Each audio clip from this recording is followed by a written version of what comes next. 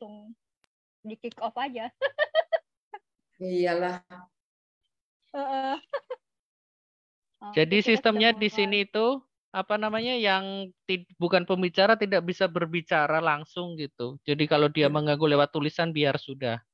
Jadi kita fokus untuk pembicara yang bisa mengaktifkan hanya yang sudah di sebagai co-host. Iya. Oke, kita mulai. Saya lihat dulu sudah tersambung belum. Oke. Selamat malam semua. Malam hari ini kita akan mengadakan bedah buku dari puisi 3 kitab oleh Sucen. Salam. Perkenalan kami dari kelompok Daudiyah. Di sini akan diwakili oleh Grand Seha Hefzibah. Terus kemudian akan diadakan yang kedua pembacaan puisi oleh Sucen. Yang ketiga, acara selanjutnya kami serahkan ke moderator Grand Seha Hefzibah. Kepada Grand Seha Hefzibah silakan untuk memandu acara selanjutnya. Terima kasih. Terima kasih. Selamat malam minggu kepada semua yang hadir pada malam ini. Semoga suara saya jelas ya. Kalau tidak jelas, silahkan tulis di chat. Sebelum saya memulai acara ini, mungkin sekedar perkenalan, kami adalah komunitas Tarekat Daudiyah. Dan ini suatu komunitas tarekat yang sangat paling minoritas mungkin di dunia ya. Mungkin ada di berbagai negara tapi sangat kecil jumlahnya. Dan saat ini dipimpin oleh saya, Gayatri Udotami, terutama sejak tahun lalu. Walaupun secara de facto mungkin sudah dari beberapa tahun yang lalu. Daudiyah ini adalah salah satu dari tarekat dari rumpun mazhab Bektasyiyah yang lahir di Turki sekitar abad 13. Tetapi yang terkenal tentu saja adalah kelompok Babagan yang sangat established. Tapi kami bagian dari tarekat yang tidak boleh established gitu ya, tidak harus berpindah randah begitu, tidak dianjurkan punya tempat permanen semacam itulah pokoknya. Terus kami berdasarkan silsilah, jadi ada silsilah turun-temurun yang disebut hijrah, dan kami memelihara 4 kitab suci, Taurat, Zabur, Injil, dan Alkitab, dan Al-Quran, Jadi itu mungkin agak berbeda sedikit dengan tradisi Islam yang lain. Bahkan juga tradisi sufi yang lain. Jadi sufinya agak beda. Kemudian di dalam Daudiyah itu sejak dihadirkannya kitab The Beloved and I yang merupakan terjemahan dalam bentuk gubahan puisi yang dalam himne long meter sehingga bisa dinyanyikan dalam berbagai langgam di seluruh dunia. Dan disyarahkannya juga dalam bentuk long hymnometer dan juga dalam bentuk rima. Nah, sejak itulah, itu sekitar tahun 2006 ya, jadi sejak itulah kami menggunakan kitab itu sebagai rujukan untuk liturgi, untuk studi, untuk meditasi personal, dan lain sebagainya. Nah, sejak dipimpin oleh saya terutama di Indonesia, saya biasa untuk mengadakan kegiatan diskusi lintas iman. Nah, ini tujuannya pertama agar kami mengenal langsung tradisi iman dari orang lain. Iman di sini bisa apa aja, bahkan bisa iman ateis sekalipun gitu kan. Biasanya kami mengundang langsung misalnya pendetanya atau umatnya langsung, organisasinya langsung. Itu dulu sebelum pandemi.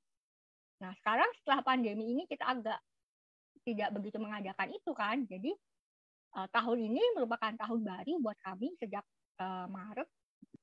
Jadi saya berpikir bagaimana kalau kita adakan diskusi buku, dan saya tertarik itu dengan bukunya, enaknya manggilnya apa ya? Cici atau Mbak atau Teteh atau Ibu ya? Itu seru, manggil Cici juga boleh. Manggil Cici aja boleh, manggil Mbak, manggil Cici, terserah lah. Ya, Saya tertarik itu. santai saja. Saya tertarik itu dengan kok ini jarang menurut saya sepengetahuan saya Cici kita sama-sama agak ada Cinanya ya. Jadi Cici Sucen itu ini jarang menurut saya puisi yang dia langsung membahas isi-isi di dalam kitab suci gitu kan. Biasanya kalau orang yang mungkin sudah detach dari agama, puisinya itu agak lain gitu ya. Kalau pemahaman saya, pengalaman saya sebagai orang yang dibesarkan dalam dunia puisi, sastra, seni dan lain sebagainya. Nah, itu perkenalan kami dahulu dari Daudia. Nah, karena sudah ada Cici Sucen, maka saya ingin mempersilahkan Cici Sucen untuk menyampaikan puisi dari kitabnya untuk kita mendengar dan menyimak sebagian. Kalau semuanya mungkin nggak cukup waktu ya. Sebagian 2 puisi dari beliau supaya kita dapat tahu kira-kira puisinya itu kayak apa sih? Puisinya Cici Sucen ini kayak apa sih? Monggo Cici Sucen untuk menyampaikan puisinya. Ya, jadi saya jelaskan sedikit saja ya tentang penulisan puisi ini, bagaimana strukturnya. Karena saya sebenarnya mengambil sedikit struktur dari kitab suci, ya. Dan yang saya maksud kitab suci ini, yaitu ya kitab suci yang saya baca dari kecil, yaitu kitab sucinya orang Katolik, ya. Karena saya dulu kan agamanya Katolik. Jadi saya membaca Alkitab dan kemudian saya membaca kitab suci lain walaupun mungkin tidak sekomplit membaca Alkitab ya. Jadi saya membaca sedikit-sedikit gitu dan membandingkan. Jadi dalam buku saya itu sebenarnya puisi-puisinya itu tidak cuma puisi yang seperti bunga rampai. Bunga rampai itu maksudnya kan puisi yang terpisah-pisah kemudian dikumpulkan jadi satu. Biasanya kan puisi-puisi itu seperti itu, kebanyakan antologi puisi itu ya mereka nulis puisi ini sampai kira-kira 1 atau 2 tahun gitu puisi-puisinya dikumpulkan untuk menjadi sebuah buku. Terus dipilih mana kira-kira puisi yang topiknya senada gitu ya, terus dipilah-pilah lagi. Biasanya puisi-puisi itu seperti itu. Sedangkan puisi-puisi saya ini tidak, karena puisi-puisi saya ini sebenarnya seperti cerita bersambung. Jadi ada ceritanya. Jadi kalau baca, kalau bisa ya jangan dilompat-lompat dari akhir sampai awal, bingung nanti. Jadi karena mungkin saya terbiasa menulis prosa ya, jadi ada urut-urutannya gitu. Oh, dari sini terus ke sini terus ke sini. Saya memikirkan itu. Ya. Ini buku puisi saya yang pertama. Sebenarnya saya menulis novel, ya, dan cerpen atau kebanyakan novel sih. Jadi ini mungkin pola pikir saya masih ada pola pikir novel juga. Jadi saya menulis puisi, tapi juga ada runtutan ceritanya. Jadi memang itu yang saya sengaja dalam buku ini. Nah, bagaimana runtutan ini? Secara struktur juga saya agak meniru kitab suci, meniru Alkitab, yaitu dari penciptaan sampai hal-hal yang seru-seru gitu ya. Ada wahyunya, ada ini, ada itu, sampai kiamat. Jadi yang terakhir itu kiamat. Jadi saya susun seperti itu. Tapi kalau dalam Alkitab itu tokoh utamanya itu Tuhan, ya, yang menonjol itu kan Tuhan, yang berkuasa itu Tuhan. Nah, dalam buku saya ini setan. Ya, salah satu yang menonjol itu suara setan. Kenapa saya buat seperti itu? Jadi saya yakin sebenarnya semua kitab itu adalah penulisan dari kitab-kitab sebelumnya. Ya, buku itu penulisan dari tulisan-tulisan sebelumnya. Karena sebenarnya itu nggak ada hal yang baru di dunia ini. Nggak bisa ada yang baru sama sekali, itu nggak ada. Karena kita berbicara pun itu memakai kata-kata yang kita pelajari dari orang lain. Ya. Tidak bisa kita tiba-tiba menciptakan kata-kata yang semua baru. Mungkin saja kita menciptakan satu atau dua kata atau beberapa kata baru, mungkin. Tapi tidak bisa kita menciptakan sama sekali baru, itu tidak bisa. Karena itu saya bilang semua kitab, semua tulisan itu adalah bentuk dari penulisan. Tapi ya itu, sekarang pinter-pinternya yang menulis saja, ya. Bagaimana menciptakan hal yang baru, hal yang membuat kita berpikir lebih kritis dari sebelumnya, dari penulisan-penulisan yang sebenarnya tidak baru ini. Jadi itu tantangan penulis bagi saya. Ya, mungkin Mbak Sutun bisa membacakan dulu puisinya. Nanti ada beberapa pertanyaan dari saya sebagai pemantik. Oke. Tanggapan, lalu baru kita sampaikan floor berikan kepada peserta yang hadir untuk yang mau tanya jawab seperti itu. Oke, saya baca satu dulu ya, karena ini Mbak Gayatri sudah pesen sama saya untuk membacakan puisi yang judulnya Sang Kurban ini, jadi saya mesti bacakan ini, ya. Iya. Bacakan dulu yang ini. Oke. Lalu kita bisa bahas yang lain dan bahas puisinya secara keseluruhan. Jadi Sang Kurban. Jadi Sang Kurban ini sebenarnya saya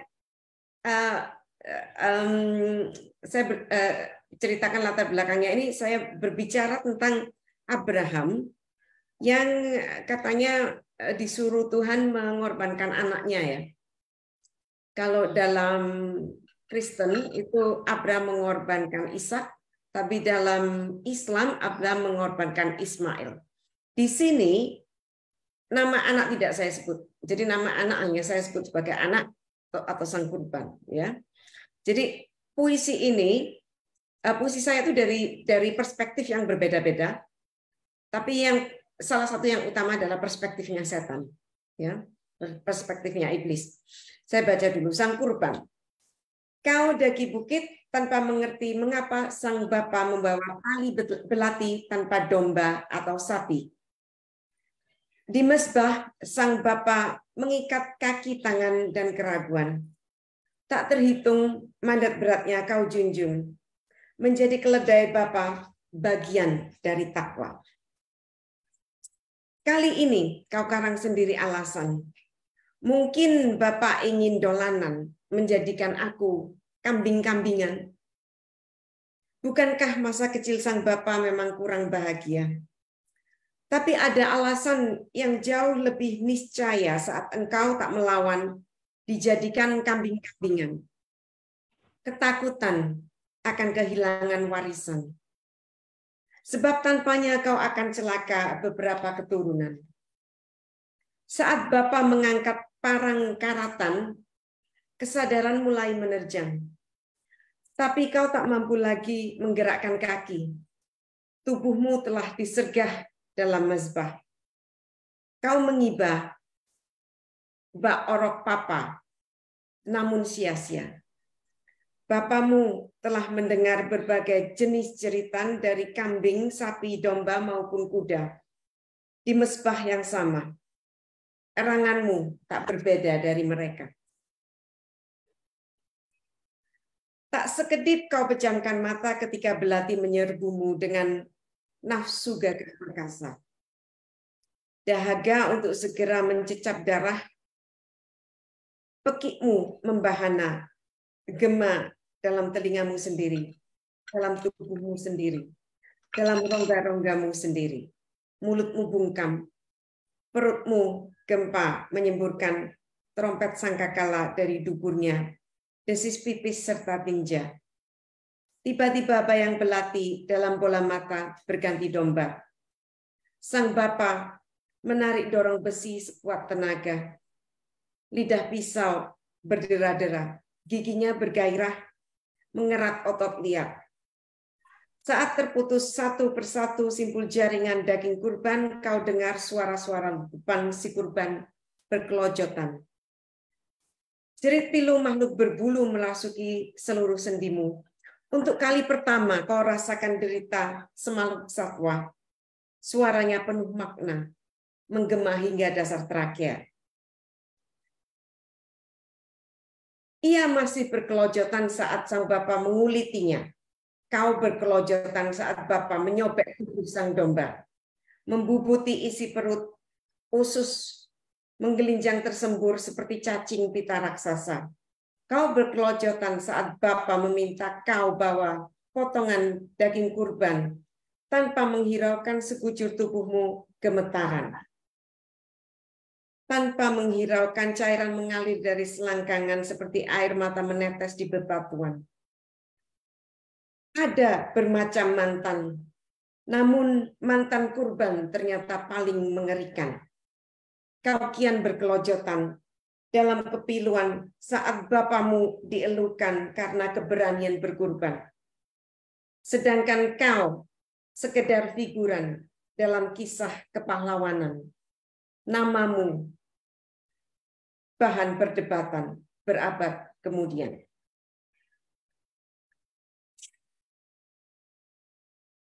Oke, ada pertanyaan sekarang, Mbak Gayatri. Tepuk tangan. Oke. Sebelum aja saya saya berikan peluang untuk yang hadir pada yang hadir di sini, saya sebetulnya sudah menulis sedikit tanggapan saya untuk buku puisinya. Ini sudah saya baca soalnya. Oh iya.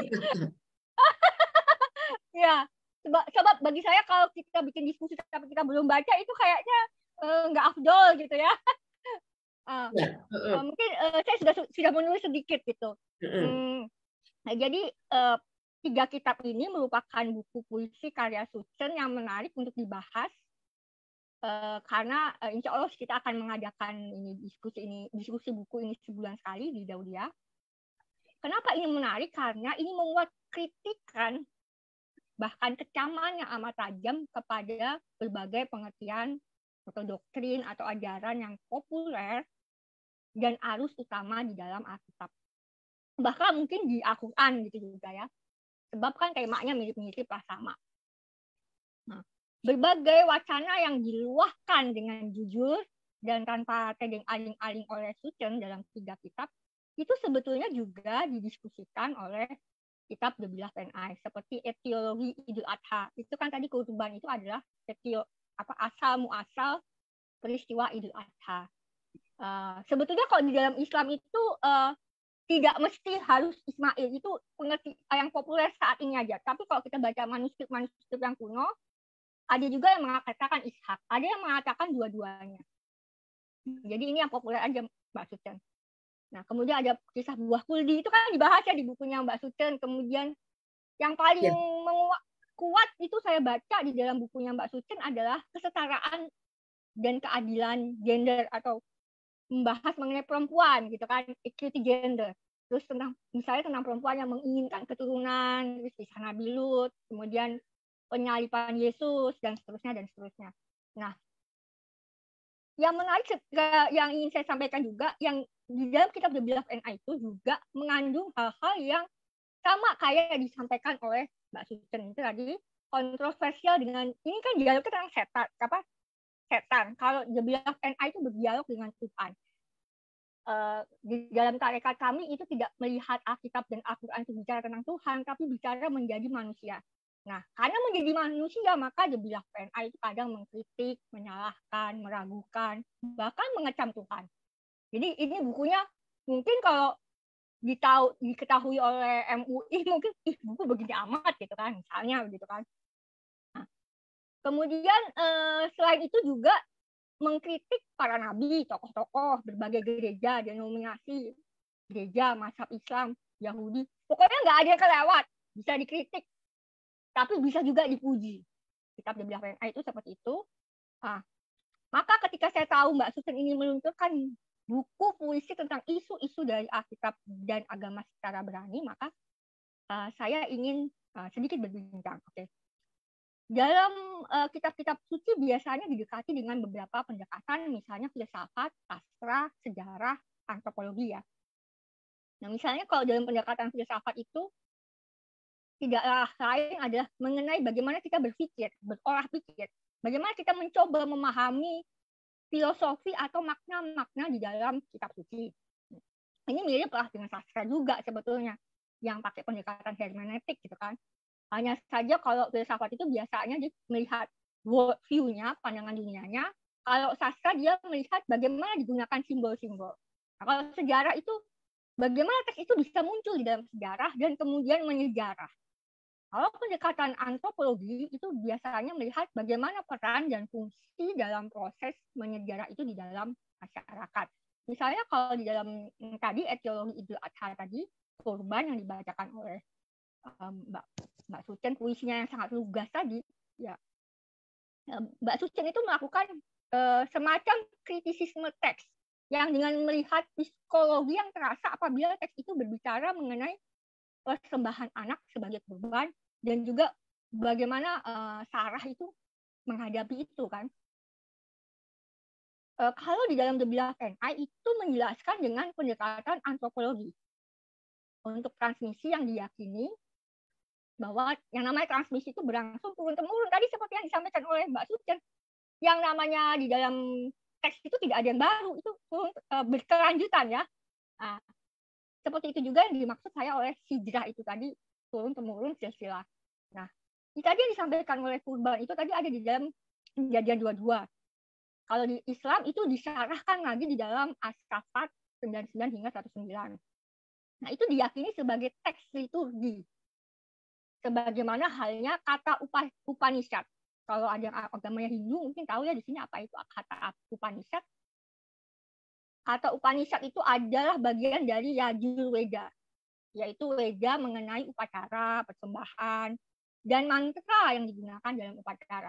Ada kesamaan di antara dua teks ini, Kejadian 22 dan kata Upanishad, yang menceritakan persembahan anak manusia. Bedanya kalau kata Upanishad, dia berfungsi sebagai teks liturgi pada saat ritus peralihan terakhir, yaitu ketika seorang manusia berada jadi mayat.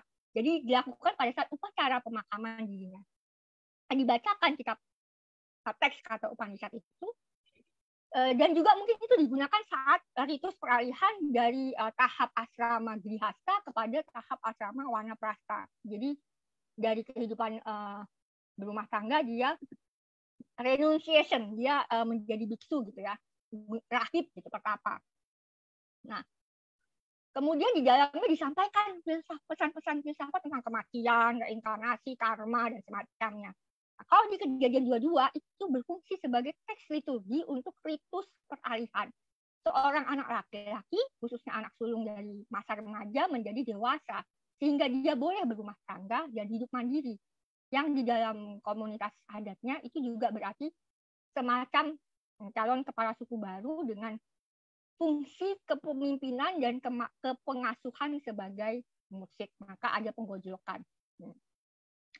Namun di dalamnya itu justru disampaikan penolakan mengenai persembahan anak manusia untuk menolak kebiasaan tetangga-tetangga komunitas mereka saat itu.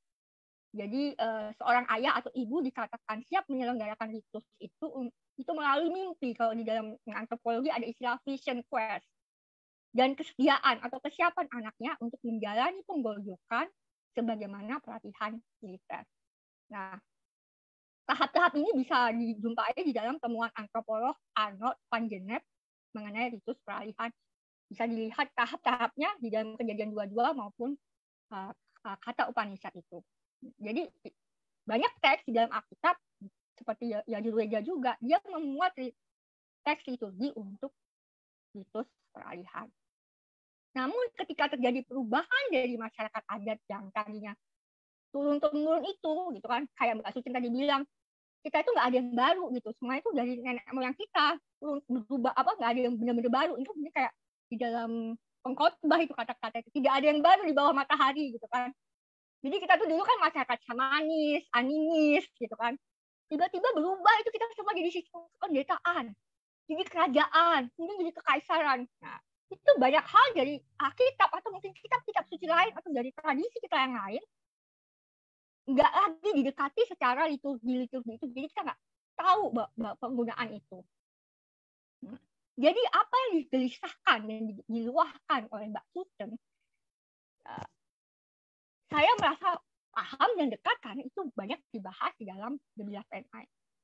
Saya nggak tahu ya apa ini bisa dianggap sebagai apologetik. Jadi kalau di The Beloved and I itu studinya saya sebut nafsiologi, itu studi membahas apa yang disampaikan oleh The Beloved NI. Itu kitabnya soalnya tebel banget, jadi harus ada nama gitu kan. Nah, soalnya kalau di Yahudi itu kita nggak boleh punya institusi, kita nggak boleh kayak organisasi mapan yang established, itu kita nggak boleh gitu. Intinya adalah tiga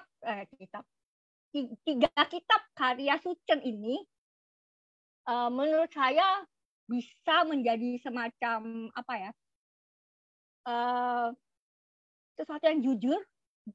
Kita menjadi jujur untuk melihat dampak-dampak dari established yang institutionalized religions, yang agama yang begitu mapan dan established. Makanya mungkin Mbak Sucen bilang, saya nggak melihatnya dari Tuhan, tapi saya melihatnya dari setan. Karena kalau established dan institutionalized itu sebetulnya memang mungkin setan, karena setan itu kan kalau saya pahami adalah sesuatu yang serakah gitu. Kalau yang mapan, yang ingin mengembangkan agamanya, misalnya misionaris dan mengikuti pengikut yang banyak-banyak, itu kan serakah namanya gitu kan. Nah, mungkin itu salah satunya. Terus ada satu lagi, saya paling suka puisi Mbak Sucen tentang doa wasti yang berreinkarnasi. Itu saya suka. Itu mengkritik sistem dan budaya patriarki yang saya rasa itu salah satu hal yang juga kuat di dalam kitab kita, dalam buku 3 kitab. Ini pasti juga di dalam kitab The Beloved NI selalu mengkritik patriarki. Kemudian karena penulis mengatakan bahwa patriarki, penulis The Beloved NI bukan Mbak Sucen ya, mengatakan bahwa patriarki itu sebenarnya baru menjadi budaya Bani Israel pada zaman Daud. Ini bahkan selaras dengan sejarawan Hatun Fasi. Dia bilang kalau Islam itu pas zamannya Rasulullah itu budayanya bukan patriarki, tapi setelah disabotase oleh Umayyah pada 661 Masehi, dia berkembang di negeri-negeri yang patriarki, jadi patriarki gitu. Artinya pola yang terulang terus di mana-mana, termasuk mungkin ketika Kristen berada di tangan gereja Katolik seperti itu. Nah, ini pokoknya saya suka, salah satu yang saya suka itu puisinya Mbak Sucen yang doa wasti itu. Gitu. Itu mungkin kalau dari saya. Jadi sekarang saya berikan waktu untuk 3 penanya, dan mungkin karena kita tidak punya cukup waktu ya, maksudnya supaya yang lain bisa bisa kebagian gitu. Jadi saya beri tanda gitu 2 menit mungkin atau hampir 3 menit untuk bertanya atau menanggapi Mbak Sucen seperti itu. Silakan bagi yang mau bertanya bisa mengangkat tangannya terlebih dahulu untuk bisa dibuka mic-nya. Terima kasih.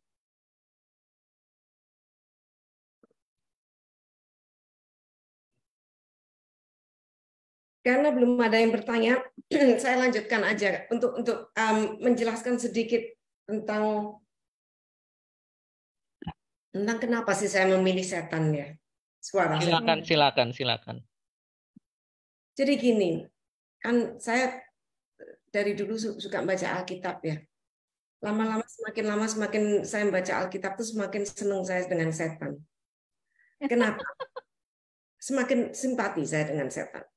Karena gini loh, setan itu kalau menggodai itu lucu, ya. Misalnya makan buah, gitu. Atau misalnya kalau dia menggodai Yesus itu ya, Yesus mau nggak meloncat dari tebing. Terus kalau Yesus bilang nggak mau gitu, ya sudah, setannya nggak apa-apa, nggak marah, digoda lagi, gitu. Terus digoda lagi kan Yesusnya sampai 3 kali gitu, nggak mau ya sudah, ya dibiarkan gitu loh. Jadi Yesus itu setan itu kalau menggoda, kalau orang yang nggak mau digoda, terus ya sudah, nggak apa-apa. Dia terus paling-paling menggoda lagi. Nah, kalau Tuhan enggak. Kalau Tuhan itu kalau menggoda namanya mencobai atau mengetes atau nggak tahu apalah ya. Itu jauh lebih serius, serem menurut saya. Ya, sangat serem. Jadi misalnya dia minta Abraham menyembelih anaknya, serem kan? Kalau setan kan cuma kamu mau makan itu loh. Buah itu yang rasanya enak gitu mungkin ya jadi bagi saya tuh tambah lama saya tambah senang sama setan. Tuhan ini kalau terus menggodai atau mengetes atau mencobai gitu ya. Kalau tidak dituruti bisa ngamuk, dan ngamuknya tuh serem. Misalnya genosida. Itu bagi saya serem banget. Ini serius banget ini Tuhan. Dan karena saya ini sedang mempelajari genosida 65, saya hubungkan dengan genosida 65 kitab ini. Karena apa? Karena semakin lama, semakin saya memikirkan tentang Tuhan, semakin saya tuh merasa Tuhan ini karakternya mirip Soeharto. Itu kan gitu. Menggenosida, menyetankan komunis, ya. Yang bagi saya komunis ini kalau jadi setannya di Alkitab itu, ya komunis nggak sempurna ya, PKI nggak sempurna. Tapi sebenarnya kejahatannya apa sih komunis itu? Ya PKI itu kejahatannya apa? Gitu. Tapi disetankan, ya, disetankan oleh Soeharto, dan Soeharto ini sudah menggenosida, minta disembah-sembah, minta dipuja-puja, mirip Tuhan, gitu loh. Saya mikirnya gitu. Dan genosida 65 itu komunisnya jadi setan kan, dan Soehartonya jadi seolah-olah jadi Tuhan. Nah, dari situlah saya menghubungkan ini ya. Kitab suci ini akhirnya ada hubungannya nantinya dengan genosida 65. Di tengah-tengah itu nanti saya bicara tentang genosida 65. Dan saya memang sudah berjanji, selama pemerintah belum mengakui dan meminta maaf dengan sungguh-sungguh, karena bagi saya saat ini Jokowi masih setengah-setengah. Saya nggak bilang ini bukan kemajuan ya, Jokowi ini bagus. Ini suatu kemajuan kalau dia mengakui. Tapi masih setengah-setengah karena dia tidak dengan jelas menyatakan siapa korban dan siapa pelaku. Sebelum hal ini jelas, sebelum hal ini dengan diluruskan gitu, saya akan tetap menyebut tentang genosida 65. Dan itu yang saya lakukan juga dalam puisi saya. Silakan kalau ada pertanyaan. Ya, monggo. Apa atau di sini belum pada baca, jangan-jangan kayak saya sudah khatam. Ya, karena baru saja terbit ya, jadi itu banyak. Atau mungkin supaya ada pemanasan, saya boleh ya kalau saya baca puisinya Mbak Sucen, tapi ini panjang sekali ternyata ya yang bagian pertamanya aja kali ya, saya baca bagian yang saya suka dari puisinya Mbak Sucen. Yang suka saja. Doa Ratu Pasti yang bereinkarnasi menjadi janda di kompleks apartemen Jakarta Utara. Tuhan, sudikah Engkau bermurah hati dalam wabah ini? Kurangilah hobi melototi orang masturbasi. Suamiku sudah Kau bikin mati karena virus ini. Kantongku ngos-ngosan karena kehilangan pekerjaan. Nah, jadi itu puisi yang menarik buat saya karena pasti diceritakan sebagai seseorang yang perempuan di Jakarta Utara yang mungkin dia menjadi kemudian membahas mengenai persoalan perempuan, kan, perbudakan dan seterusnya. Ini yang membuat menurut saya ini salah satu dari puisi yang saya suka di dalam 3 kitab ini. Karena agak unik, dia langsung terjun ke dalam konteks kekinian gitu. Ya, mungkin ada yang bertanya atau mau urun apa ya, kayak pendapat mengenai bukunya, silahkan. Halo, kayaknya ini. Silakan angkat tangan bagi yang ingin bertanya. Ini sudah berubah ini jadi avatar ya Agung ya. Ya, ini saya lihat ada siapa yang ada ini siapa? Koh Bengcu loh, ada Koh Bengcu, Hai Bengcu. Ini saya kenal ini Hai Bengcu ini, Koh Bengcu. Oke, saya mau tanya ke Mbak Sucen mengenai kenapa Mbak Sucen merasa bahwa bisa memasukkan atau bukan kenapa ya. Jadi inspirasinya bagaimana? Tiba-tiba memasukkan pengalaman trauma kita semua yang punya pas. Walaupun mungkin saya nggak punya keluarga dekat banget yang misalnya orang tua, kakek nggak banget 65. Kecuali kakek saya itu pernah di penjara karena dia partai sosialis. Tapi dia bukan komunis. Cuman yang emang ada juga yang dekat. Mbak Sucen tahu saya keluarga dekatnya Nyoto. Itu sepupu nenek saya. Tiba-tiba dapat inspirasi dari mana sih gitu kok menyandingkan gitu pengalaman iman dengan pengalaman 65 ini. Saya percaya segala sesuatu itu sebenarnya berhubungan ya. Dan pada waktu genosida 65 itu seringkali pembunuhan itu dilakukan juga atas nama agama. Ya, dengan memakai agama. Jadi karena itu akhirnya saya juga menyangkutkan dengan masalah iman, masalah genosida 65 ini. Gak jauh-jauh amat akhirnya. Jadi ya dari situ saja sih. Gampang saja sebenarnya. Dan waktu ini ya, bagaimana saya berkali-kali membahas tentang genosida 65, lalu ditegurlah. Orang-orang tuh selalu menegur saya dengan bilang, jangan mengungkit-ungkit lagi masa lalu, jangan sukanya tuh menengok ke belakang. Kalau kita berjalan tuh kan pandanglah ke depan, jangan memandang ke belakang. Apa yang saya ingat dari situ? Istrinya Nabi Lut yang dilarang menengok ke belakang, ya. Dan kalau dia menengok ke belakang, dia dihukum.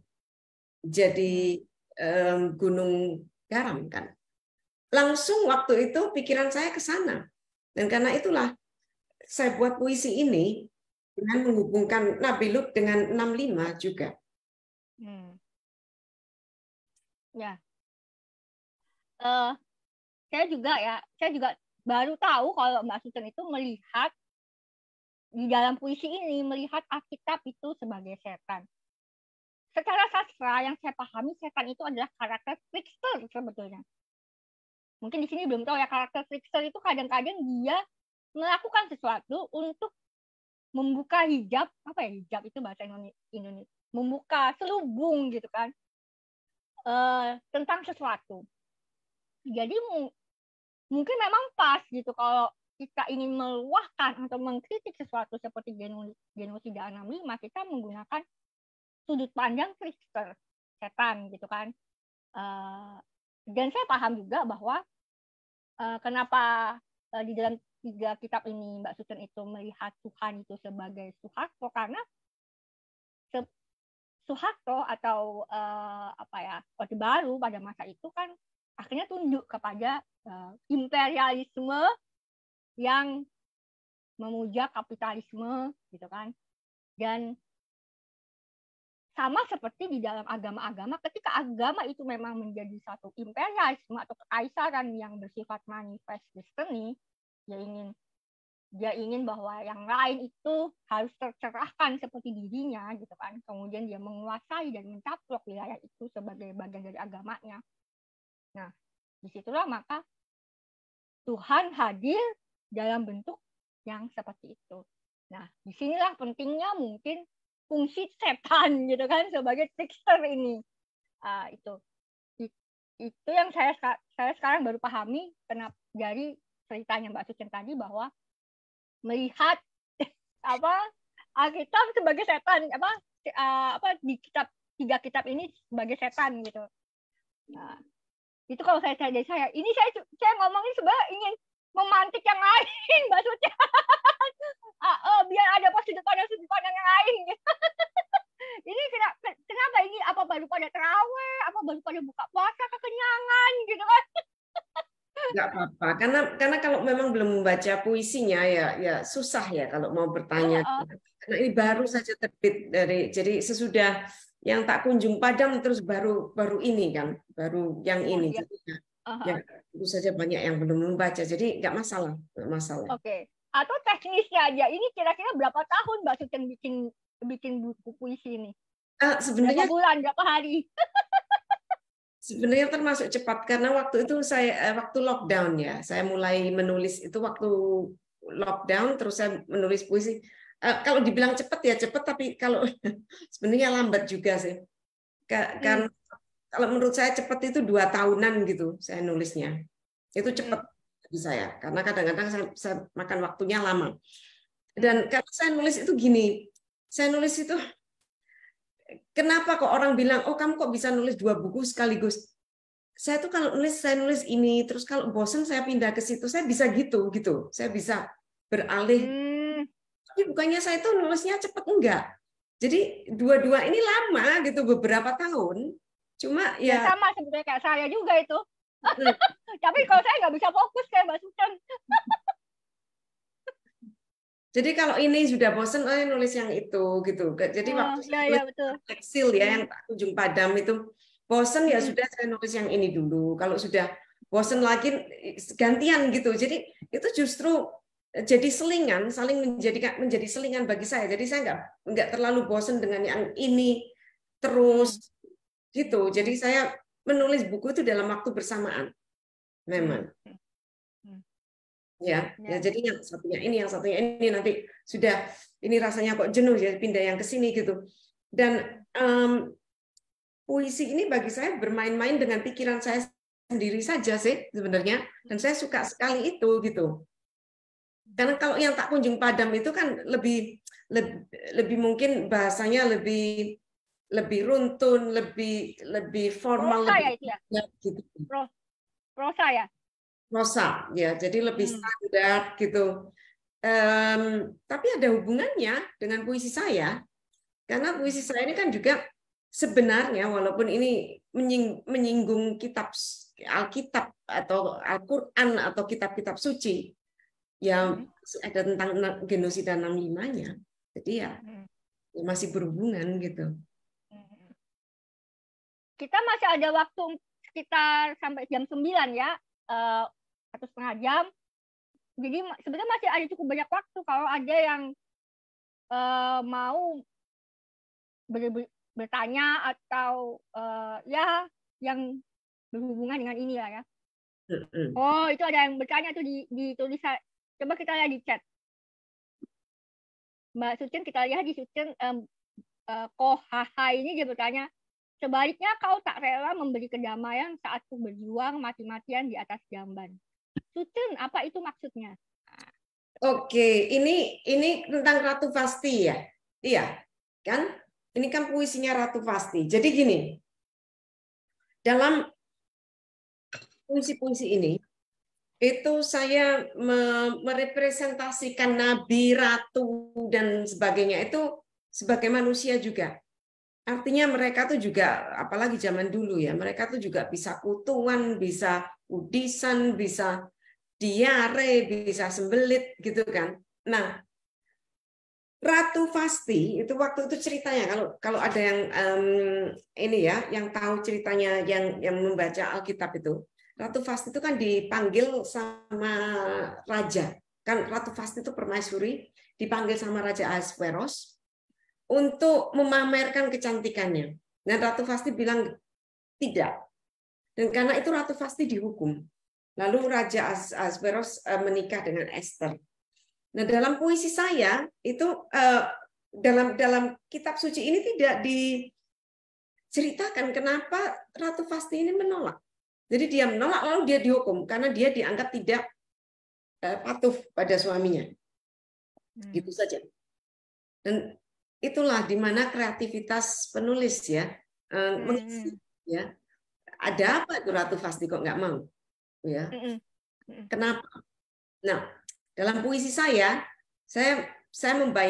membayangkan sendiri sih Ratu Fasti itu nggak mau keluar, nggak bisa keluar karena dia lagi sembelit. Lagi jongkok di WC. Jadi dia lagi jongkok di WC, disuruh keluar. Yang mana bisa gitu loh.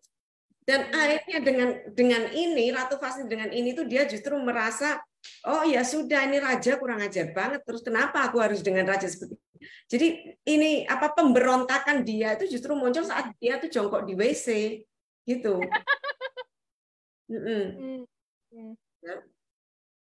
Ya, oh, saya suka dengan bagian mengenai tidak ikut dengan kapal Nabi Nuh. Ya, oke. Nah, kapal Nabi Nuh itu sebenarnya itu gini, dalam Alkitab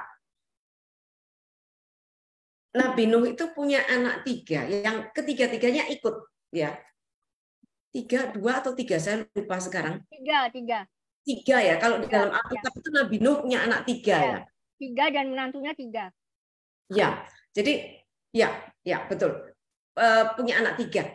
Tapi dalam Al-Quran Nabi Nuh itu punya anak 4. Ya, Nabi Nuh itu punya anak 4 dalam Al-Quran.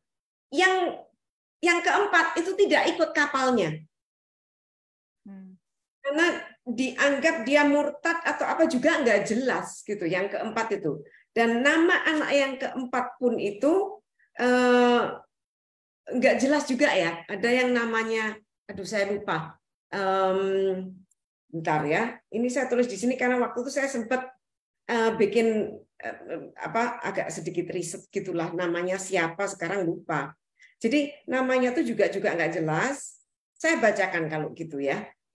Yang Nabi Nuh ini. Sebentar. Yang tentang Nabi Nuh yang akhirnya dia dia nggak ikut kapalnya Bapak. Itu kenapa? Pada sebuah kapal. Bapak, maafkan aku tak sudi ikut kapalmu.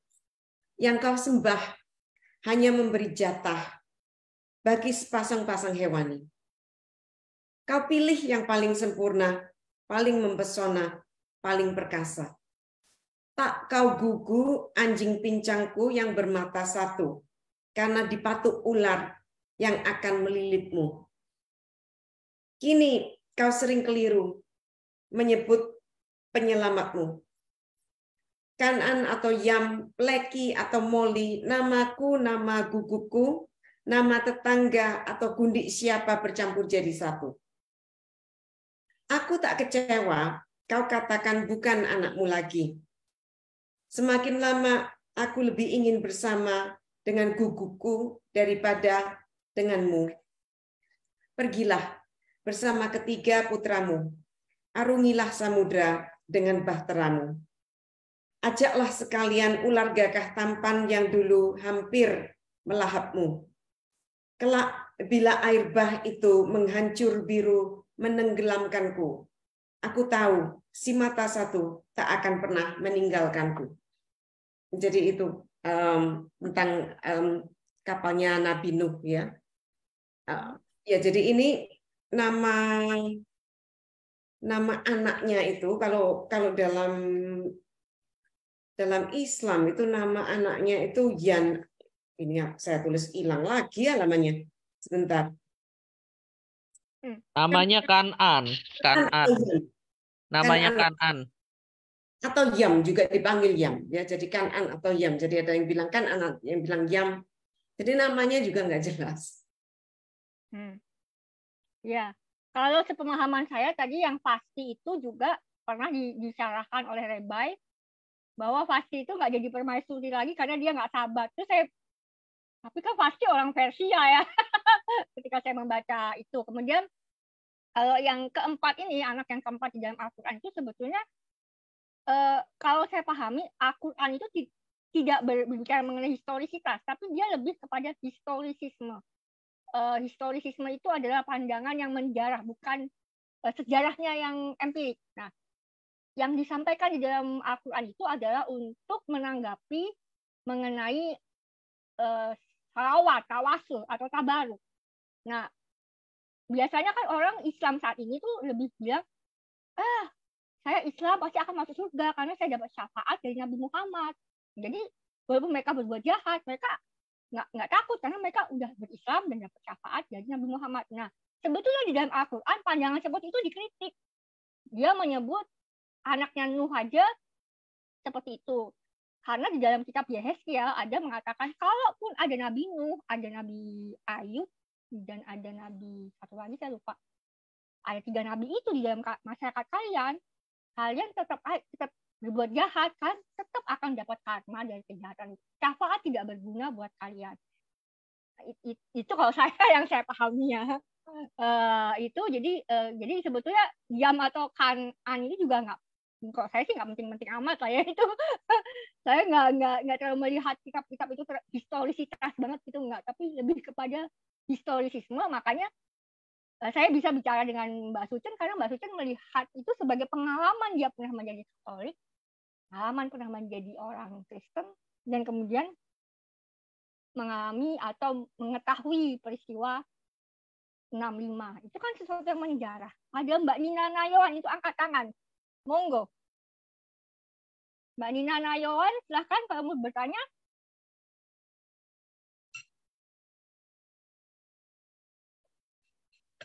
Bisa dibuka, Mbak Nina silakan bisa untuk membuka sendiri mic-nya. Nina Nayawan.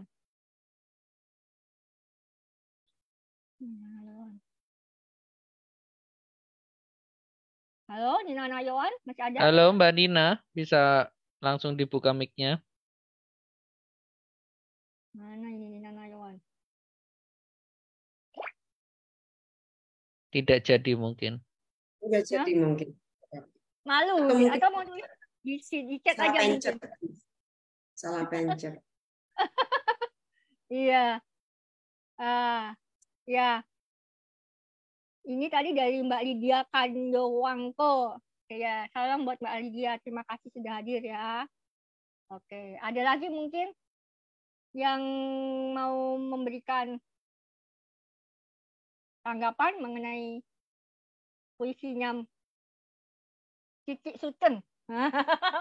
Cici, Mbak, boleh kata tadi saya. Biasanya soalnya orang, ada yang bertanya nih. Siapa tadi? Ting-ting apa untuk ting-ting? Oh, ada yang masuk. Gimana? Atau mungkin dari teman-teman jauh-jauh dia ini kali saya mau nanya ke Mbak Sucen. Ada Herman. Ada Mbak Wijanto. Silakan bagi yang bertanya bisa langsung mengaktifkan mic. Yang dari jauh dia sendiri nih harus nanya nih. Saya yang nyuruh loh. Halo. Oh ya, Mbak Nina, mangga. Sorry, tadi ini terputus jaringannya. Ini bisa kedengaran nggak suara saya ini? Jelas. Saya sebenarnya belum baca ini puisinya, tapi dari uraian tadi Mbak atau Kak Sucen ya, tentang apa puisi-puisi yang ternyata diangkat dari teks-teks Alkitab, kisah-kisah di Perjanjian Lama. Nah, saya jadi penasaran apakah ini satu bentuk lamentasi tentang apa teodisi ya, apa ketiadaan Allah dalam apa ya, dalam situasi penderitaan atau gimana ya? Saya sepintas terkesan apakah ini sebenarnya adalah suatu ungkapan lamentasi. Lamentasi, saya sih nggak melihatnya seperti itu ya. Tapi itu terserah, bagi saya pembaca tuh punya kebebasan untuk menginterpretasikan ini, bisa juga sih. Cuma saya melihatnya itu gini, saya membaca Alkitab itu sebagai suatu karya sastra juga, bagian dari karya sastra. Dengan begitu saya tuh bisa melihat kitab suci itu yang ada di kitab suci itu sebagai karakter. Jadi Tuhan itu sebagai karakter, setan juga sebagai karakter. Ya. Jadi nah, kalau saya mau melihat mereka sebagai karakter, saya lebih suka karakternya setan, terus terang. Setan itu tidak pernah menggenosida dalam kitab suci. Yang menggenosida itu Tuhan. Ya. Setan itu cuma menggoda-godai gitu. Yang jauh lebih banyak membunuh manusia itu Tuhan. Ya. Dan kalau kita hanya melihat mereka sebagai karakter ya. Jadi kalau kalian mau percaya itu bukan urusan saya. Kalau kalian melihatnya sebagai kitab suci itu bukan urusan saya, itu hak kalian. Tapi saya melihatnya saat ini sebagai karakter. sebagai karakter saja. Dan kitab suci saya lihat sebagai karya sastra. Tapi kalau kalian mau memandang kitab suci sebagai kitab suci itu lain lagi, nggak akan saya urusi, ya. Ini saya memandang kitab suci sebagai karya sastra dan Tuhan dan setan sebagai karakter. Kalau saya memilih dan saya mau melihat mana yang lebih saya suka, ya setan, lucu soalnya si setan.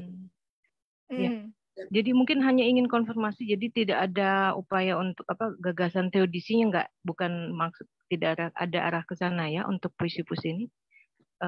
Dilatari oleh menggugat keadilan ilahi gitu. Iya. Mungkinan juga dia, tapi saya nggak mungkin juga, tapi saya nggak mau terlalu begitu serius sampai begitu jauh juga. Ya. Itu terserah yang membaca. Cuma saya ingin membandingkan saja kalau sebagai karakter itu gimana sih Tuhan ini dibandingkan dengan kalau dalam kitab suci, kalau dalam Alkitab. Dan kalau saya lihat hanya sebagai karakter saja, itu setan itu jauh lebih baik daripada Tuhan. Lalu saya bandingkan juga dengan ini ya genosida 65, bagaimana Soeharto menyetankan komunis dan dia itu jadi sebagai Tuhan, itu serba suci. Kalau ada yang ngeritik Soeharto kan, langsung dijebloskan penjara kan, waktu itu bisa mati kan. Kalau ada yang ngeritik Soeharto, jadi jangan berani-berani mengkritik Soeharto gitu loh, ya. Sedangkan komunis ini yang disetan-setankan, yang digenosida, yang di stigma-stigma, padahal ya berbuat apa loh? Mereka tuh udah berbuat apa? Jadi saya membandingkannya seperti itu. Ya, menarik. Saya juga baru tahu ini Mbak Sucen melihat kitab suci atau Alkitab dan Al-Quran atau mungkin kitab-kitab yang lain sebagai karya sastra. Saya juga setuju dengan itu bahwa teks-teks itu sebetulnya adalah karya sastra gitu kan. Jadi tapi pendekatan kita terhadap teks itu pasti punya latar belakang atau pandangan dunia dan kerangka pikir framework yang membuat kita akan berbeda dalam menafsirkan. Kalau Mbak Sucen punya latar belakang dari keluarga yang pernah mengalami langsung 65 dan sekaligus dibesarkan di dalam Katolik Roma, sehingga pendekatan terhadap penafsiran dan pemahaman terhadap Alkitab dan Al-Quran dan mungkin teks-teks kitab yang lain yang disebut sebagai the sacred scriptures, sastra sakral, itu jadi seperti ini, gitu kan. Nah, kalau saya mungkin walaupun saya melihat itu sebagai karya sastra, tapi pendekatan latar belakang worldview saya dan juga pandangan juga kerangka pikir saya berbeda. Bahkan saya juga melihat di dalam Alkitab misalnya betul disebutnya adalah karakter. Kalau saya juga melihatnya arketipe. Ada banyak arketipe di situ dan Mbak Sucen tertarik dengan arketipe setan. Dan karena latar belakang dari Katolik, karena itu Mbak Sucen melihat arketipe Tuhan itu arketipe yang melakukan pembunuhan, genosida, dan lain sebagainya. Kenapa saya membahas ini ya? Supaya kita itu bisa berdiskusi. Kadang kita tuh ada jarak antara yang mungkin ateis, agnostik dengan orang yang beriman. Seakan-akan tuh sekarang ada jarak. Jadi kita harus tahu dulu bahwa bisa kok kita itu yang saking jarak jauhnya iman itu begitu, bisa kok berdiskusi seperti ini ya, nggak maksudnya nggak perlu ribut dan berantem ya. Ya, itu ada pertanyaan lagi nih. Oke. Dalam buku 3 kitab itu berarti hanya mengkritik kitab agama-agama Ibrahim ya. Mengapa tidak agama lain yang dikritik juga? Iya, jawabnya sih gampang ya. Jawabannya gampang karena saya sangat yang paling tahu tuh agama-agama Abrahamaik itu yang itu ya, kitab karena saya sudah baca. Nah, kitab suci agama lain tuh saya belum baca dengan sungguh-sungguh, paling bacanya sekilas-sekilas. Ya apa yang mau dikritik gitu loh kalau belum baca. Tahu-tahu ya seperti iya, nggak akrab ya Mbak ya. Iya, ini seperti mahasiswa yang saya ajari ya kalau di Indonesia nih. Makanya saya tuh senang ngajar mahasiswa di Indonesia. Senang sekali, dan kalau saya diminta jadi dosen tamu di Universitas Indonesia saya selalu mau. Ya waktunya ya. Saya kalau nggak mau tuh hanya karena waktunya nggak bisa. waktu itu saya mesti mengutamakan ngajar saya di sana. Kalau bentrok saya nggak bisa, saya nggak mau. Tapi kalau nggak bentrok akan saya usahakan sebisanya.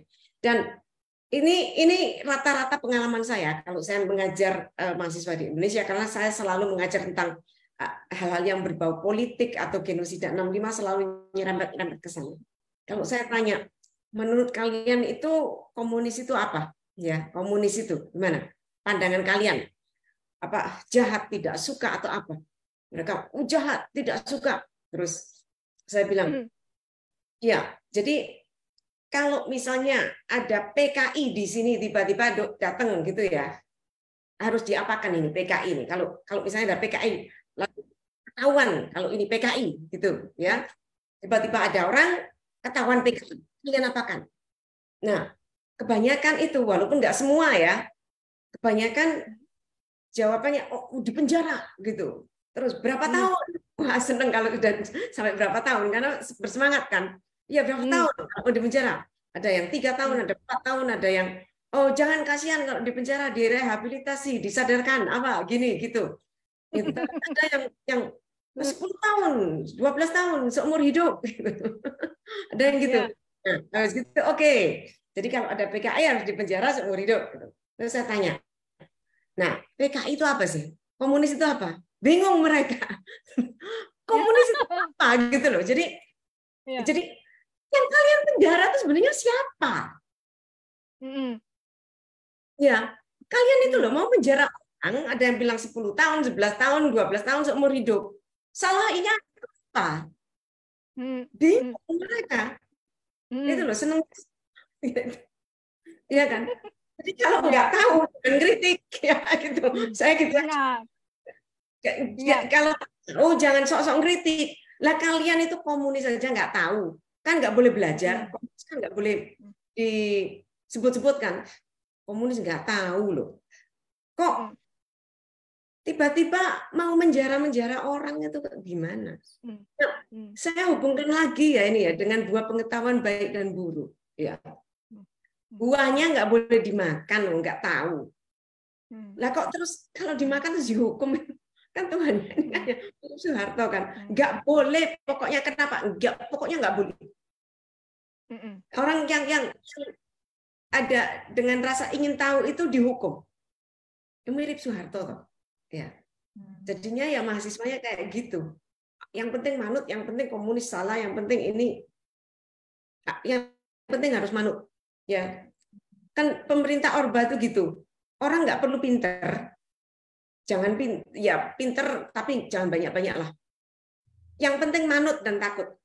Dan itu kan ajarannya, kalau kita lihat ajarannya Tuhan dalam Alkitab atau dalam Al-Quran itu kan gitu. Yang penting manut dan takut.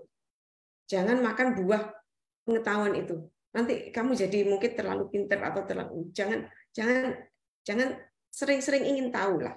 Yang penting manut dan takut. Ya. Terima kasih Mbak Suceng untuk itu. Tadi ada tanggapan nih dari Hai Bengcu lagi nih. Kok haha itu kan terlalu serius padahal setan hanya menggoda. Hahaha. Ya, itu kata-kata iya, memang. Iya, makanya saya kan bilang saya suka sekali dengan setan, dengan karakternya setan. Karena kalau menggoda tuh lucu, godaan-godaan setan tuh sebenarnya lucu-lucu. Ya makan buah gitu kan. Dan kalau menggoda tuh kreatif gitu loh. Ya. Dia tuh jadi ular dulu gitu. Terus menggoda ayo makan buah gitu.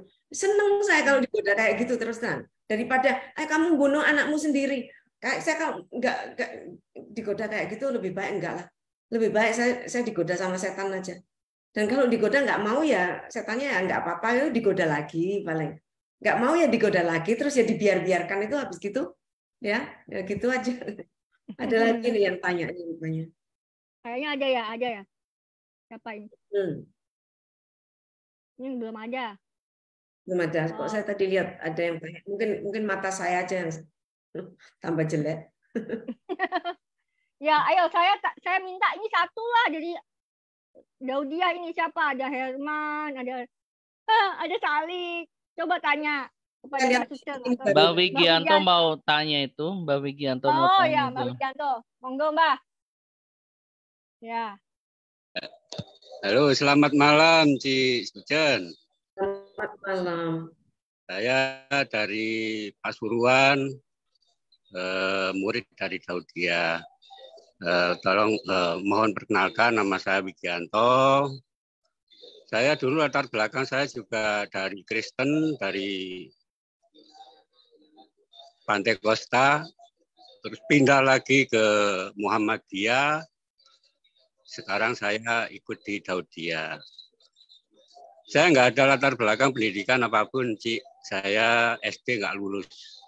Tapi saya tahu, walaupun saya belum pernah baca puisinya Taji ya, saya cuman tahu gambarannya tentang apa yang ada di dalam puisi Taji itu. Karena mungkin latar belakang Taji juga dari konsensus ya tadinya. Jadi memandang bahwa buah kuldi itu seperti yang diterapkan Soeharto. Saya juga nggak setuju gitu tentang genosida 65 itu juga.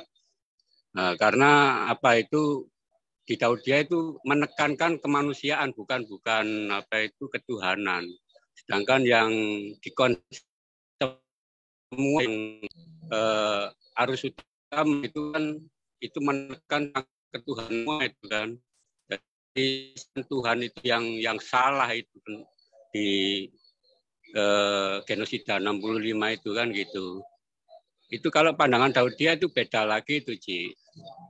Mungkin karena latar belakang kita yang beda tentang mengartikan kehidupan tentang ketuhanan atau yang ada di kitab suci yang dianggap suci itu dua-duanya ya di Quran dan di Bible itu membuat kita salah dalam mengartikan apa itu tentang buah kuldi yang dari pohon hadaah dan yang dari pohon hayat. Itu tanggapan dari saya tadi. Selamat malam. Selamat malam, Mbak. Terima kasih. Ya. Selamat malam. Iya, jadi Mbak Wigianto ini seorang petani bunga mawar dan beras, petani padi. Bagus. Makasih banyak. Kadang-kadang orang yang nggak sekolah itu bisa jauh lebih kritis daripada yang sekolah kok. Soalnya kan sekolah itu kan alat propaganda ya. Jadi seringkali jadi alat propaganda. Makanya kadang yang nggak sekolah itu bisa jauh lebih kritis jadinya. Iya. Ya, dan saya kagum karena Mbak Wigianto ini saya baru tahu kalau dia itu belajar membaca itu dari dia melihat koran-koran itu. Saat dia jualan, saat dia jadi supir, dia hanya kebisan koran itu dia belajar dari situ. Dan dia malah bisa paham tulisan saya. Kata orang tulisan saya itu susah, berat. Tapi kok dia bisa paham? Berarti kan tidak mesti ya kan? Tidak mesti orang itu harus sekolah tinggi untuk memahami sebuah tulisan. Betul kan? Ya. Mungkin ada lagi yang lain. Terima kasih ya, Mbak Wigianto. Setidaknya sudah diwakili. Iya, makasih Pak Wigianto. Supaya berani ngomong gitu. Saya berharap supaya kita itu bisa betul-betul diskusi antar imannya itu karena Mbak Sucen terkenal sebagai komunitas yang mungkin menolak agama atau menolak ketuhanan. Sedangkan Daudia itu terkenal sebagai kelompok sufi gitu kan, yang katakanlah masih religius, tapi walaupun sudut pandangnya berbeda dengan agama-agama lain yang fokus kepada ketuhanan. Kita fokusnya adalah kepada kemanusiaan seperti itu. Ya mungkin ada lagi. Ada satu lagi ya. Kenapa harus ditutup oleh bagian dari judulnya apa yang kemarin saya baca itu? Sama saya mau nanya ke Mbak Sucen. Ditutup oleh kiamat bukanlah nubuat nabi-nabi. Kemudian ada beberapa puisi yang Mbak Sucen itu tulis dengan sengaja membentuk, misalnya ada kayak bentuk pohon gitu kan. Terus ada yang bentuknya kayak salib gitu kan. Ya, oke. Ya, karena saya itu kan bosen lihat bentuk-bentuk puisi itu saja gitu loh. Kita bisa buatnya jauh lebih kreatif ya. Bentuk-bentuk puisi itu nggak cuma, bagi saya itu membosankan. Gimana kalau saya buat seperti ini? Karena ini bagi saya kan bentuk itu juga ini ya, mata kita itu kalau melihat bentuk itu kadang jauh lebih cepat daripada mengartikan kata-kata. Dan lebih cepat menyerapnya. Dan kalau saya membuat itu sebagai bentuk yang mungkin bisa sinkron dengan kata-katanya, itu mungkin bisa lebih efektif. Karena itu saya buat jadi bentuk-bentuk gitu, karena saya suka saja melihatnya. Dan bagi saya jadi lebih efektif, lebih kuat puisi ini jadinya. Karena begitu membuka, kita langsung tahu, oh bentuknya seperti ini. Kira-kira puisinya itu seperti apa gitu ya. Itu yang saya ingin, walaupun kadang bentuknya itu juga nggak selalu sinkron amat dengan puisinya, karena kadang-kadang saya ingin memberi kejutan juga. Nah, kenapa saya akhiri dengan kiamat ya? Karena yaitu saya ingin sedikit meniru strukturnya kitab suci yang penciptaan, terus habis gitu ya. Kalau yang di tengah-tengah ini saya ada reinkarnasinya. Sebenarnya kan itu saya memakai Tripitaka judulnya ini ya. Tripitaka itu kitabnya Buddha. Ya, karena saya mencampur adukan beberapa kitab di sini, walaupun saya nggak berani mengkritik Tripitaka karena saya nggak tahu banyak gitu tentang Tripitaka. Tapi mungkin Vivit lebih tahu tentang Tripitaka karena dia Buddha. Nah, saya nggak berani mengkritik karena saya nggak tahu banyak. Tapi saya memakai unsur-unsur dari Buddha, yaitu reinkarnasi. Saya pakai judulnya Tripitaka, tapi ternyata ISBN-nya nggak keluar kalau pakai judul itu. Terus dianggap ini kitab suci Buddha, nggak boleh. Jadi akhirnya diganti dengan 3 kitab. Dan saya akhiri dengan kiamat. Kenapa? Karena yaitu kitab-kitab suci itu selalu senang bicara tentang kiamat kan. Seolah-olah kiamat itu ya sudah segalanya hancur gitu ya. Semesta ini hancur, seluruh makhluk itu hancur, padahal enggak juga sih. Ya. Enggak, karena kiamat itu yang nyebut-nyebut kan cuma manusia ya. Hewan kan enggak bisa nyebut kiamat. Jadi kiamat itu kan sebenarnya untuk manusia saja. Dan kalau manusia ini punah, kiamat dia bagi manusia itu bisa-bisa lebih baik bagi makhluk-makhluk lainnya. Karena manusia ini kan predator yang paling serakah. Kalau manusia nggak ada, mungkin makhluk lainnya itu lebih bisa kemungkinan saya nggak bilang secara pasti. Mereka bisa lebih berjaya. Karena ingat ya, tanpa manusia, semesta itu berjaya loh dengan makhluk-makhluk lainnya itu berabad-abad, berjuta abad itu tanpa manusia loh. Ya. Semesta hidup. Ya, dinosaurus ada jauh sebelum manusia dan berjaya. Binatang-binatang itu ada sebelum manusia dan mereka hidup dengan tentram, dengan luar biasa ya, berkembang biak dengan luar biasa. Begitu manusia datang dan berkembang biak, banyak yang punah. Itulah kenapa saya akhiri dengan kiamat, dan kiamatnya itu punahnya manusia. Ya. Terima kasih. Ya, menarik. Jadi betul dimulai dari penciptaan, berakhir kepada kiamat, itu memang mengikuti alur dari Alkitab. Pas ya. Ini saya melihat ini ada Mbak Vivit Sambas juga sambil melihat-lihat. Halo. Sambil melihat-lihat bukunya ya, Mbak. Iya. Saya mau jujur ya, saya itu kan sudah lama nggak baca buku dalam bentuk cetak. Karena saya dulu pernah sakit katarak. Dulu saya sempat buta, bukan buta ya, hampir buta. Jadi saya mengandalkan audiobook dan membaca dengan komputer bisa di Zoom. Setelah itu saya jadi malas membaca buku gitu kan. Lebih suka baca PDF. Nah, bukunya Mbak Sucen ini saya langsung katam melatih mata saya lagi. setelah lama saya malas. Oke. Ada lagi nih, kayaknya ada ya tadi. Kita masih ada 15 menit sebelum kita tutup pertemuan yang sangat menarik ini. Sekali lagi saya ingin mengatakan terima kasih ya buat yang sudah hadir. di acara diskusi buku ini yang insya Allah kita akan adakan sebulan sekali. Mungkin bulan depan itu bukunya dari seorang penulis perempuan juga, Mbak Kanti mungkin ya. Kemudian mungkin akan berikutnya ada buku dari yang mengkritik Islam. Nah, jadi kita di sini harus belajar. Saya tuh selalu senang untuk belajar, kita bisa berdiskusi. Yang benar-benar kadang-kadang kita antar ekstrim itu harus bertemu biar kita tahu. Jangan hanya ribut di medsos atau ribut nggak jelas gitu kan. Berdebat nggak jelas gitu kan. Ya. Oke. Kayaknya ini mungkin juga masih banyak yang belum membeli. Jadi saya sarankan untuk membeli bukunya. Ya saya bantu promosi ya Mbak ya. Ini nggak ada penerbitnya. Nggak apa-apa, biar penerbitnya seneng. Iya. Intinya saya beli buku ini sama ongkirnya sudah 88.000. Saya nggak tahu kalau di luar Jabodetabek. Kalau Jabodetabek mungkin harganya sekitar 88.000. Jadi nggak mahal lah gitu ya. Terjangkau lah ya.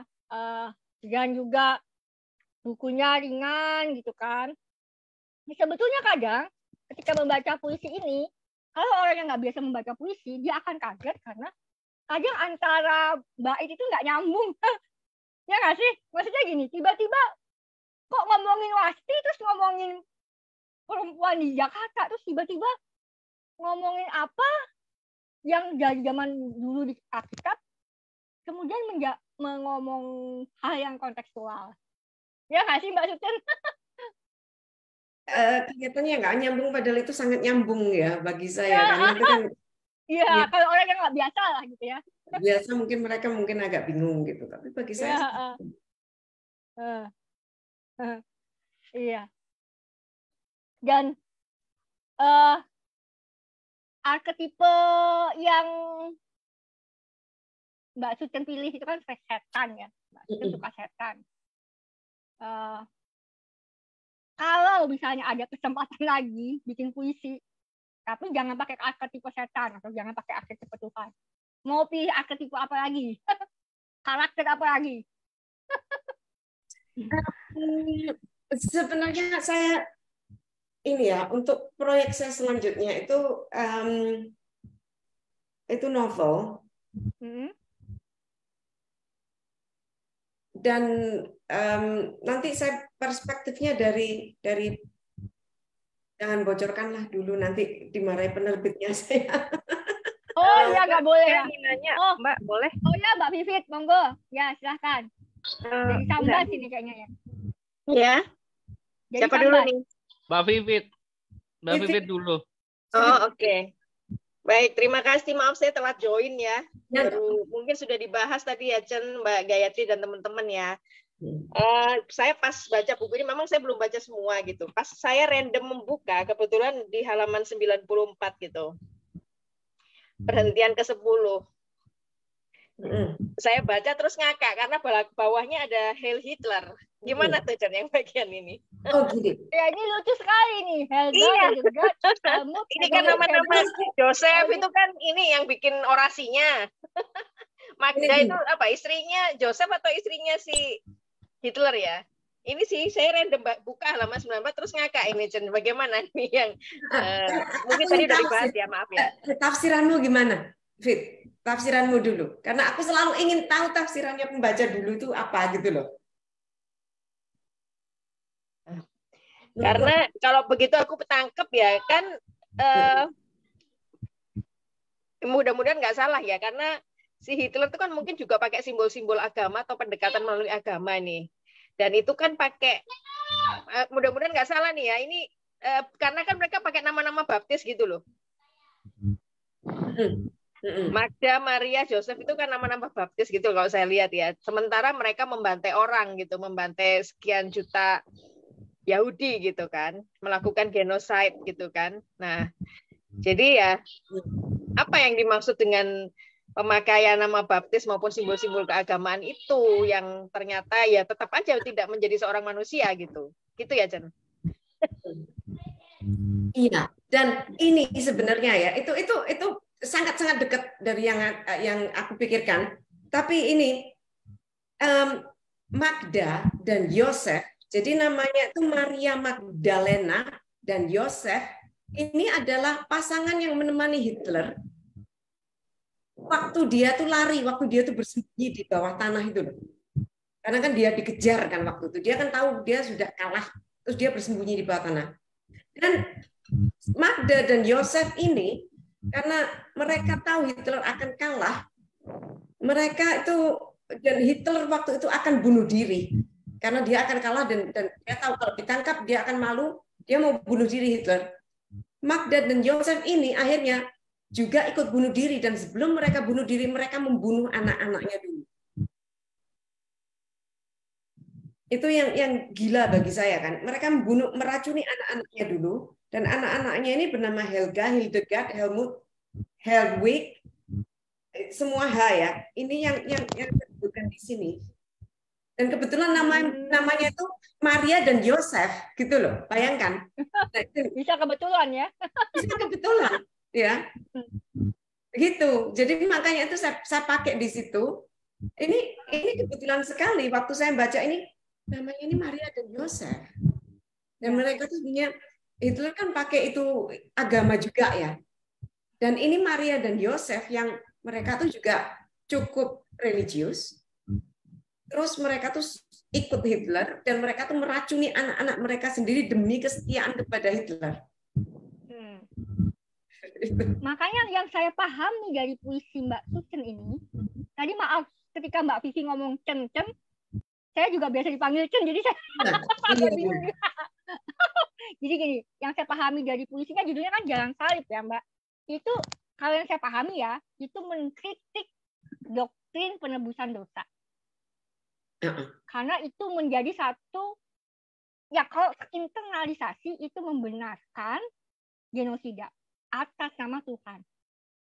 Kalau saya pahami doktrin penebusan dosa. Makanya kitab The Beloved and I pun dari awal mengkritik. Pertama bukan dari doktrin penebusan dosanya itu sendiri, tapi doktrin penyembelihan anak yang Ibrahim itu. Dan menjelaskan bahwa itu bukan doktrin mengenai penyembelihan anak, melainkan teks liturgi, ritus peralihan, rites of passage. Dasarnya itu harus dibongkar dulu, harus paham gitu. Itu yang saya pahami ya. Benar nggak kira-kira kalau itu mengkritik doktrin penebusan dosa?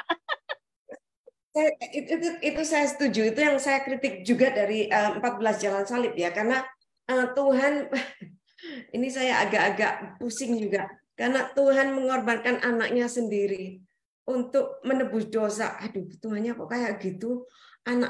Pokoknya anak-anaknya sendiri itu dikorbankan gitu loh, dan dengan cara yang sadis juga ya. Jadi Tuhannya minta Abraham mengorbankan anaknya, habis itu Tuhannya mengorbankan anaknya sendiri. Kok sadis banget gitu loh. Dan yang berbuat apa gitu.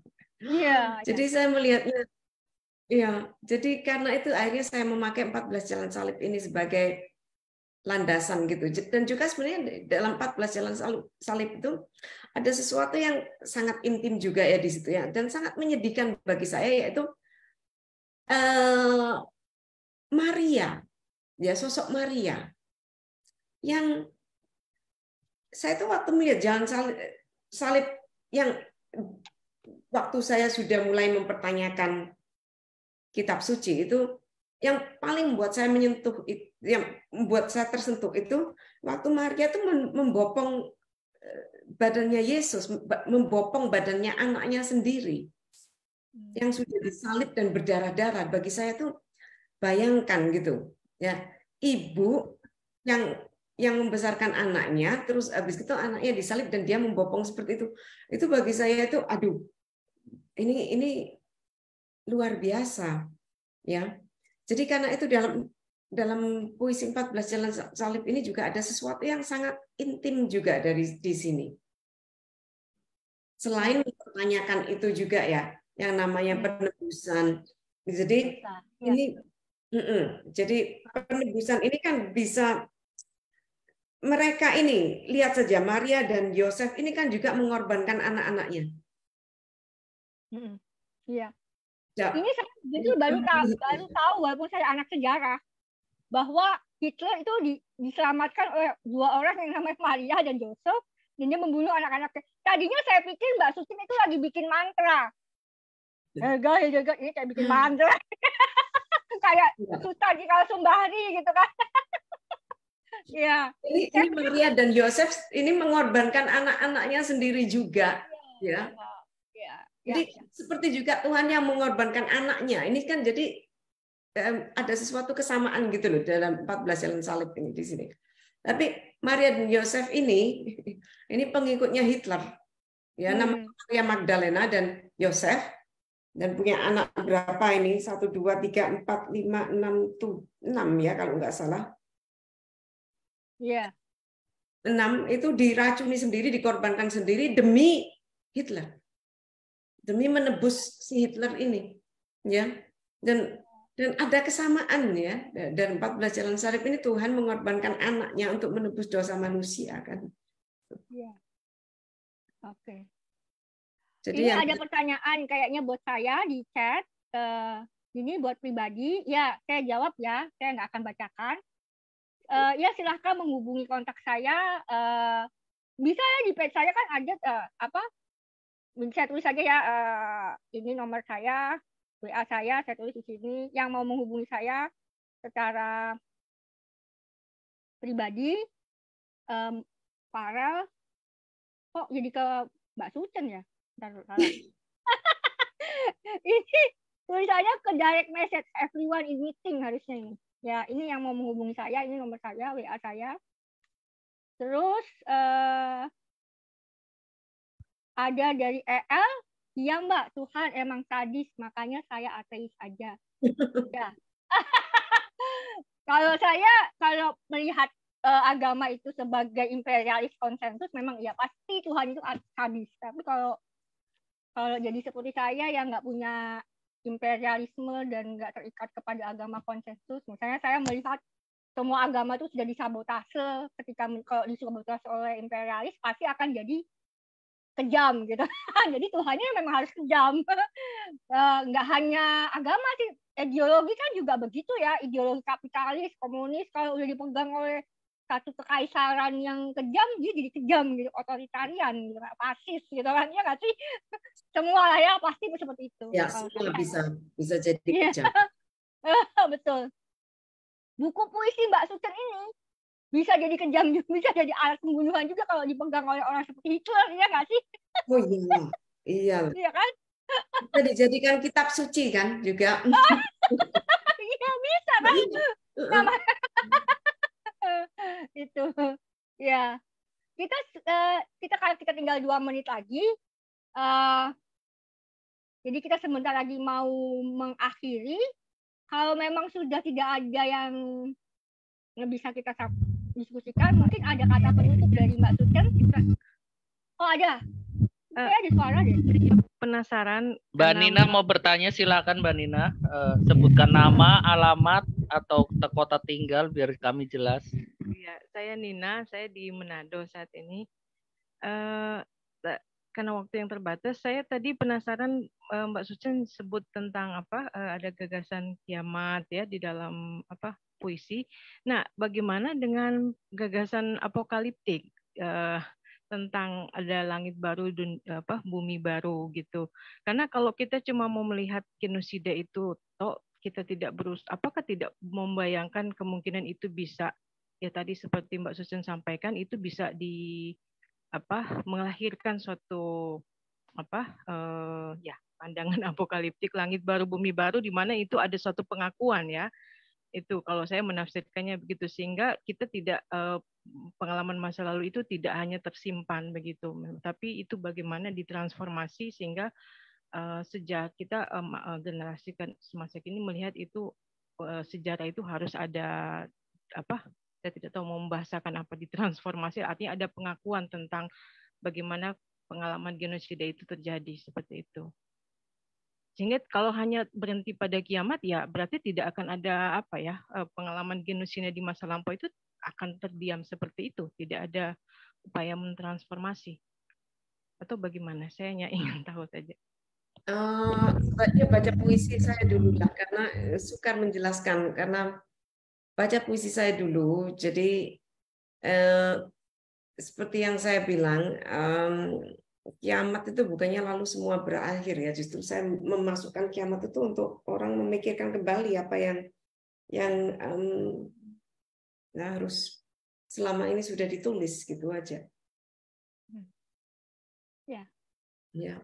Terima kasih Mbak Nina. Mungkin kalau bisa saya tanggapi begini, yang Mbak Sucen sampaikan di dalam puisi-puisinya adalah kebanyakan adalah kritikan-kritikan terhadap teks atau teks berdasarkan doktrin yang populer, yang menjadi arus utama, yang akrab dengan Mbak Sucen, termasuk mengenai kiamat itu, bahwa kiamat itu adalah kepunahan, kemusnahan seluruh manusia. Tetapi pada kenyataan pasti ada doktrin-doktrin lain yang tidak populer.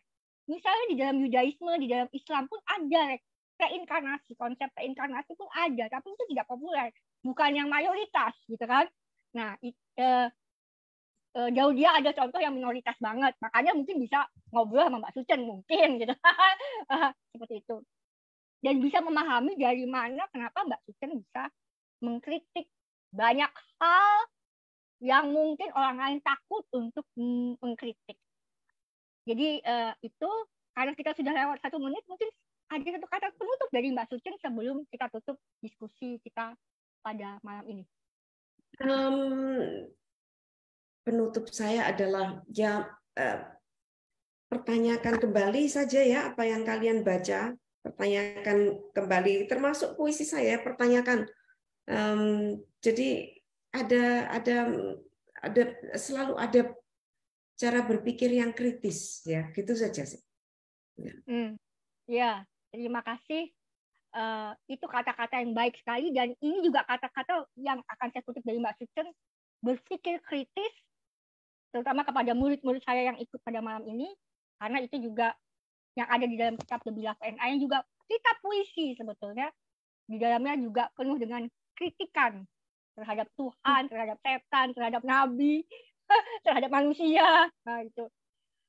Karena dengan belajar kritis dan belajar meragukan, mungkin di situ kita mendapatkan iman yang baru. Iman itu bukan berarti harus ikut satu agama tertentu. Mbak Sucen punya imannya, saya punya iman saya yang sendiri, Mbak Vivit, siapa tadi yang bertanya, Mbak Nina, dan sebagainya.